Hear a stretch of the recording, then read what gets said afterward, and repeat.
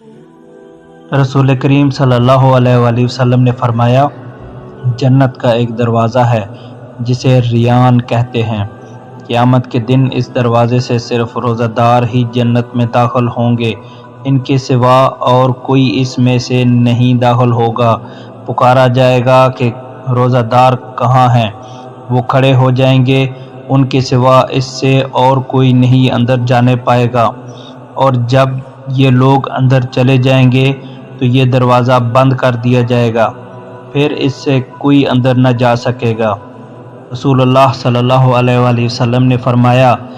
جب رمضان آتا ہے تو جنت کے دروازے کھول دیے جاتے ہیں۔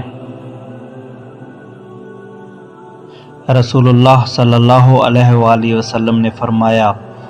جب رمضان کا مہینہ آتا ہے تو آسمان کے تمام دروازے کھول دیے جاتے ہیں، جہنم کے دروازے بند کر دیے جاتے ہیں اور شیاطین کو زنجیروں سے جکڑ دیا جاتا ہے۔ رسول اللہ صلی اللہ علیہ وآلہ وسلم نے فرمایا، جو کوئی شب قدر میں ایمان کے ساتھ اور حصول ثواب کی نیت سے عبادت میں کھڑا ہوا، اس کے تمام اگلے گناہ بخش دیے جائیں گے، اور جس نے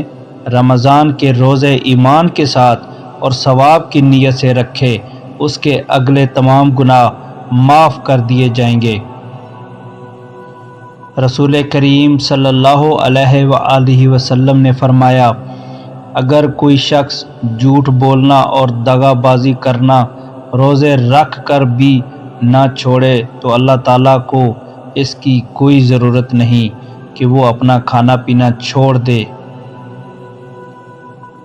رسول کریم صلی اللہ علیہ وآلہ وسلم نے فرمایا، اللہ پاک فرماتا ہے کہ انسان کا ہر نیک عمل خود اسی کے لیے ہے، مگر روزہ کہ وہ خاص میرے لیے ہے اور میں ہی اس کا بدلہ دوں گا، اور روزہ گناہوں کی ایک ڈھال ہے۔ اگر کوئی روزے سے ہو تو اسے فحش گوئی نہ کرنی چاہیے اور نہ شور مچائے۔ اگر کوئی شخص اس کو گالی دے یا لڑنا چاہے تو اس کا جواب صرف یہ ہو کہ میں ایک روزہ دار آدمی ہوں، اس ذات کی قسم جس کے ہاتھ میں محمد صلی اللہ علیہ وآلہ وسلم کی جان ہے، روزہ دار کے منہ کی بو اللہ تعالیٰ کے نزدیک مشک کی خوشبو سے بھی زیادہ بہتر ہے۔ روزہ دار کو دو خوشیاں حاصل ہوں گی، ایک تو جب وہ افطار کرتا ہے